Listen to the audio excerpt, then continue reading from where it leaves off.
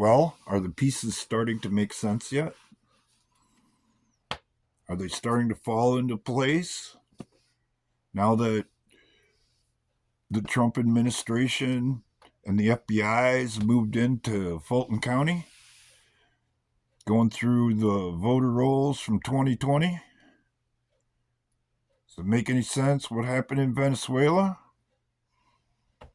Trump's trying to do what he said he would do. And I knew it was on when he truthed, "Gentlemen, start your engines." Because all this stuff started happening pretty quick after that, and expect it to go even quicker in the future. Because there's only so many months left before the midterms. And he needs a majority in the House and the Senate if he's going to be able to do what needs to be done.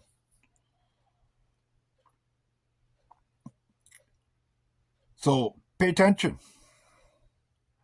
Don't live up to the prediction that the movie Men in Black made about you. People don't have a clue. They don't want a clue. They think they got a pretty good bead on things. When the reality is, most people don't know nothing except for what they want to know.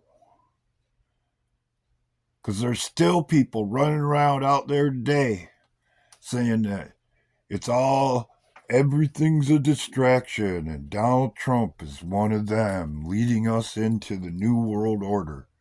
When everything that he's done, especially recently, says that ain't so. And if you don't believe me,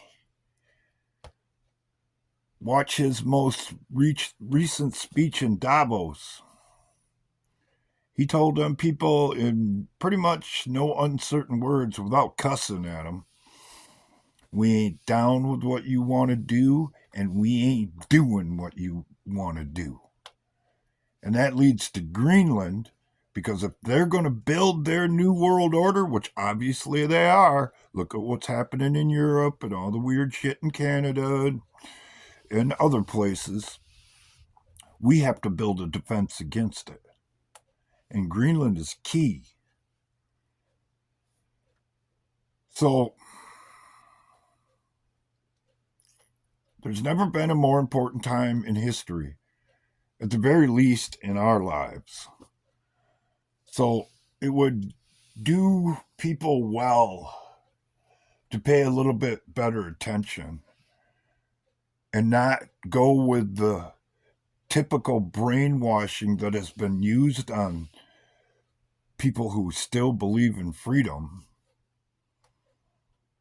and keep saying it's just a different wing of the same bird or different side of the same coin and all that fun shit.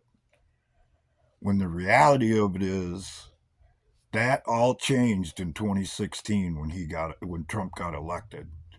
And everything that's happened since then till now, the impeachments, the trials, the false allegations, and all that shit, was all to try and avoid what's happening right now from I hate to call it just the Democrats because there's Republicans involved. So we'll call it the deep state establishment. And we'll get into how that became a thing later. But for now, if you ain't got a plan, you better make a plan. Because there is no plan that's absolutely foolproof. Things could go wrong, and I don't know if you've been watching the TV on what's going on in Minnesota. This is just a warm up for when the weather turns. Once they realize that Trump is on the move and he's coming for them, it's on. And what you've seen in Minnesota will be small potatoes compared to what they try to pull off nationwide. So be a little more supportive. Maybe be a little bit more positive. Because this shit ain't over till it's over. And you best to remember what I have been saying all along. What wouldn't you do? What wouldn't you say to avoid the penalty for treason? Because up till now, they've sure enough done it. Up to and including getting people to sacrifice themselves on the criminal's behalf. The writing is on the wall, and it's actually quite simple and something I've said before. The blueprint for evil is always the same: the oldest sins in the newest ways.